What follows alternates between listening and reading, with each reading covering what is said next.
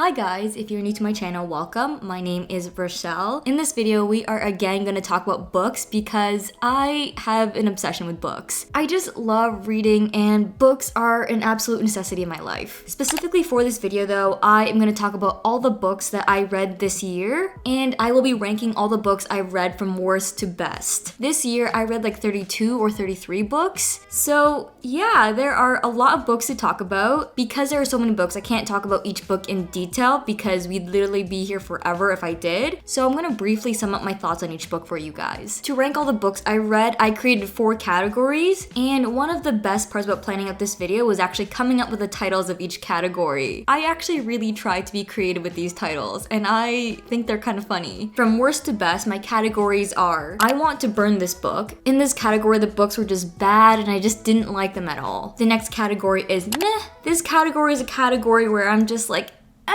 I don't really know how to feel about it. Some of the books in this category I did like, but also in the long run, they were just kind of mediocre for me. And then we have the next category, which is it deserves a participant ribbon. These were the books that I found good, but they didn't make my top favorites of the year. And the last category is Chef's Kiss. These books were just the best of the best in 2022. Before we get into this video, if you guys haven't already done so, be sure to subscribe to my channel, give this video a thumbs up, and click the bell icon to stay up to date of when and what I post. And without further ado, let's rank all of these books I read in 2022. Okay, the first category is, of course, I want to burn this book. The first book in this category is Birthday Girl. This book is a very steamy romance. I actually picked up this book because I saw it everywhere on TikTok and BookTube. It seems that a lot of people like this book and I really wanted to see what the hype was all about, so that's why I decided to pick up this book, but I regret picking up this book. It made me really uncomfortable reading this book, and let me tell you why.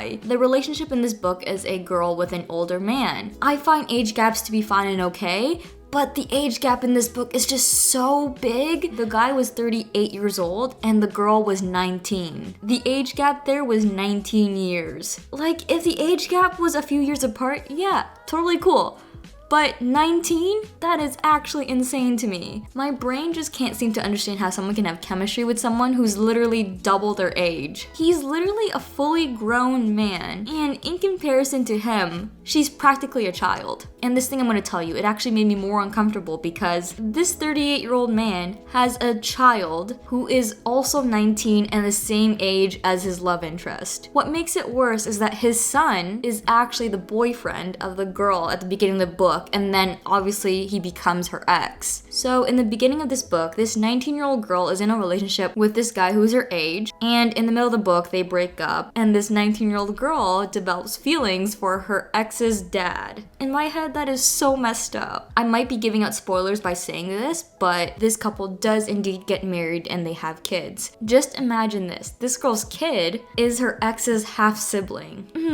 That's weird to me. Honestly, I feel like this book could have been better if, first of all, you didn't make the girl fall in love with her ex's dad. And second of all, it would have been so much better if the age difference wasn't 19 years. If you're really going for the story where the girl dates an older guy and you want a really big age gap, couldn't you have at least made her like 25 and the guy 38? That is a lot better than a 38-year-old man dating a 19-year-old. Yeah, this was a really uncomfortable read for me, and it was the worst book I read this year. Okay, moving on to the next book in this category. My friend is gonna be mad at me, but the book is The Picture of Dorian Gray. This is one of my friend's favorite books, and she actually pushed me to read it, and I just thought, why not? So I read it, but I just didn't like it. First of all, it's a classic, and I don't really like classics. It's a genre that I just haven't gotten into. I picked this book up hoping that I would like it, but I didn't because the Old English just made the story so confusing for me. And the book was also very poetic, and I don't like poetry. So if this friend who recommended me this book is watching this video,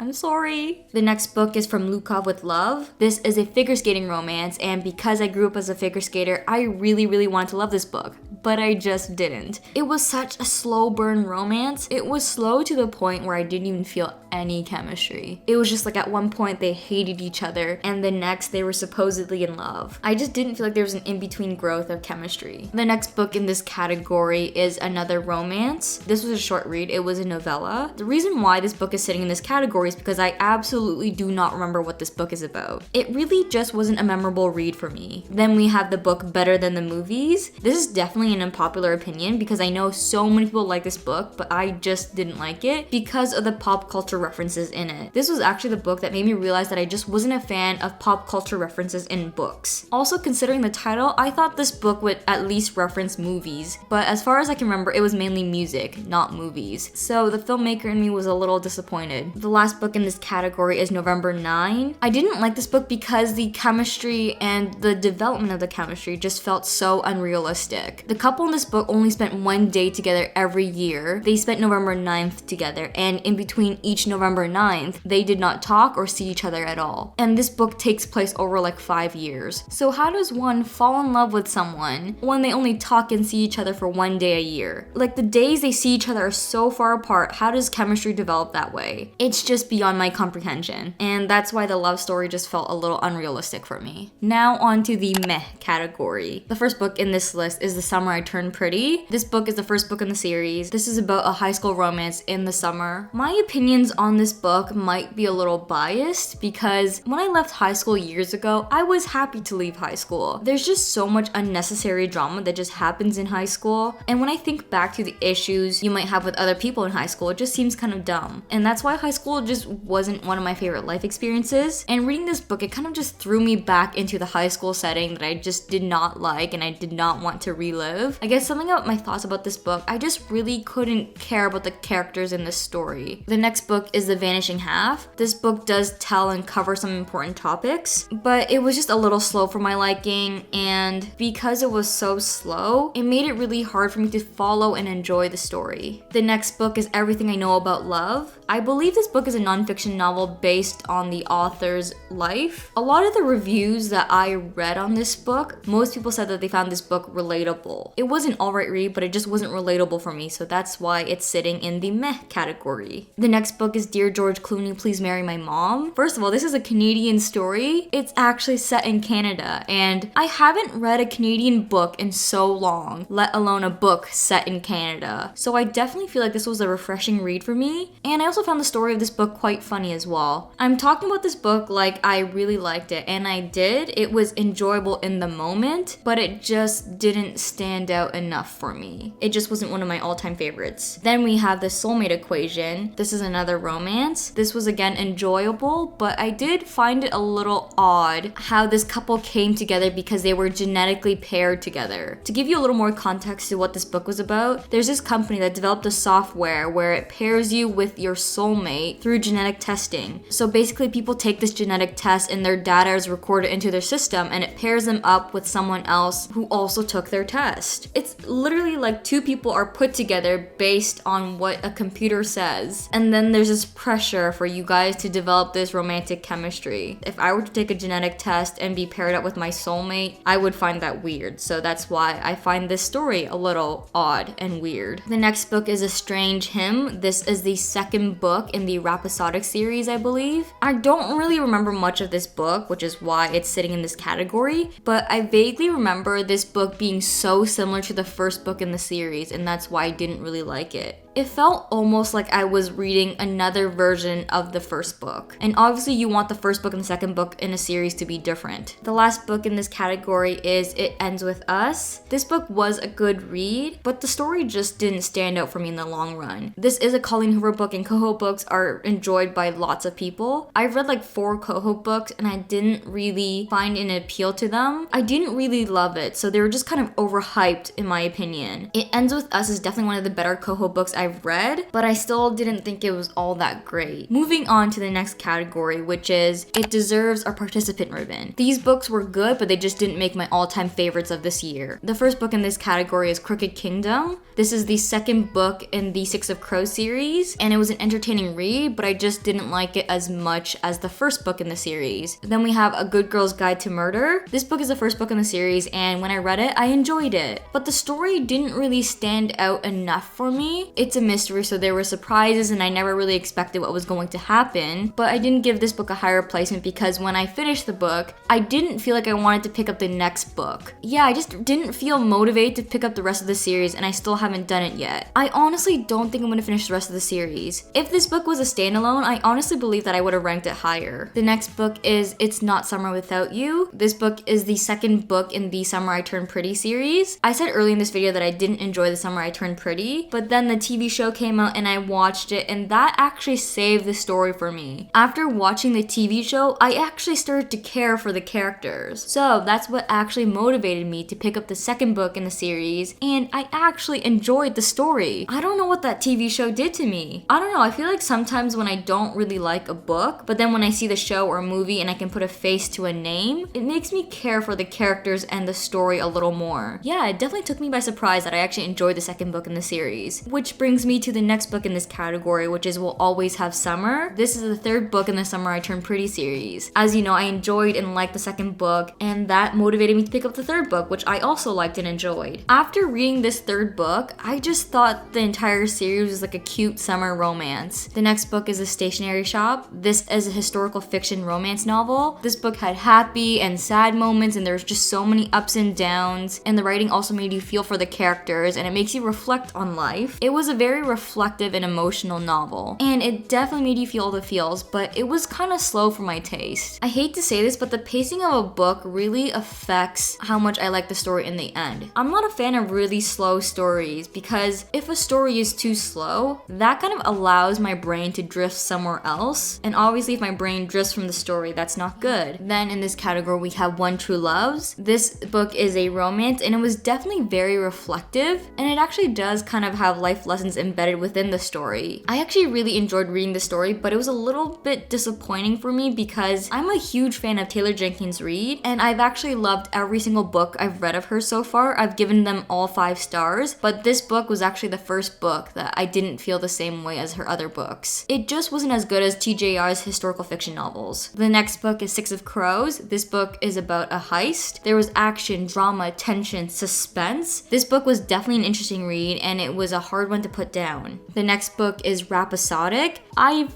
truly enjoyed reading this book. If you guys have watched some of my other book videos, you guys might know that the Kotar series is one of my favorite series out there. Rhapsodic is actually quite similar to a Kotar, and that's why I like this book a lot. So if you guys are a fan of a Kotar, I suggest you also try the Rhapsodic series as well, or at least read the first book, because I enjoyed the first book, but as you know, the second book just wasn't all that great for me. Then we have Every Summer After. This book was good, it was cute, it was entertaining, and I especially love how it was set in Canada as well. It was set in the province of Ontario, so I kind of knew the different areas and locations the story was referring to. The only thing I didn't really like about it was that I sometimes found the characters kind of annoying. I just didn't like some of the choices they made. Also, this book felt so similar to Love in Other Words. I guess I also wish this book had a little bit more difference from that book. The next book on this list is Verity. This is basically a thriller romance, which is such an interesting pairing that I liked a lot because you don't usually see those two genres together. This story was just full of surprises and it kept you on the edge of their seat while reading it, and it was also quite spooky as well. I really don't have anything bad to say about this book, but I just wish the ending wasn't open-ended. Don't get me wrong, open-ended stories can be great. It gives the audience a chance to interpret what they think might happen, but for this book, I really just wanted an answer. The last book in this category is My Policeman. This was such a slow read, but honestly, I liked it a lot. I know I said earlier that books with a slower pacing are usually harder reads for me, but I guess this is kind of an exception. This book really just shared an important story, and it gave you perspective on what it was like to be homosexual back in the day. I guess you can say this book was definitely eye-opening, and it definitely makes you realize how far this world has come, but also how much change still needs to happen in this world. Now onto the Chef's Kiss category. The first book is The Unhoneymooners. This book was so good and I enjoyed it a lot. It was funny, entertaining, enjoyable, and very cute. It was like watching a really good rom-com. It was honestly such a page page turner for me. The next book is Thunderhead, which is the second book in the Arc of Sith series. I really like this book a lot. It was entertaining from beginning to end. After what happened in the first book, I needed to know what happened next, so that's why I picked up this book, and this book just had its own journey. Lots of exciting things happened and ended off in a cliffhanger, and of course I had to pick up the third book after this. The next book in this category is The Couple Next Door. This book was actually recommended to me by someone I know. When they recommended this book to me, I actually remember reading the book description and thinking it sounded good, so that's why I actually added it to my reading list. But back then, this was like a few months ago, I wasn't really into reading mysteries or thrillers, so I just kept it in my TBR for a while, hoping at some point I would feel motivated to read it. It was only recently, like earlier this month or like end of November, when I was putting together my end of year TBR, and I was like to myself, there are so many books on my reading list and I just want to clear it. So me knowing that The Couple Next Door was on my list for a while, I decided to take this book and put it into my end of year TBR, kind of like forcing myself to read it this year. And keep in mind, I was still not interested in reading mysteries or thrillers. I was actually really good at following my end of year TBR, so I actually picked up The Couple Next Door, and I was like, you know what? Hopefully this book is the book that makes me like mystery and thrillers. And it was. Like, I absolutely love this book. It was so good.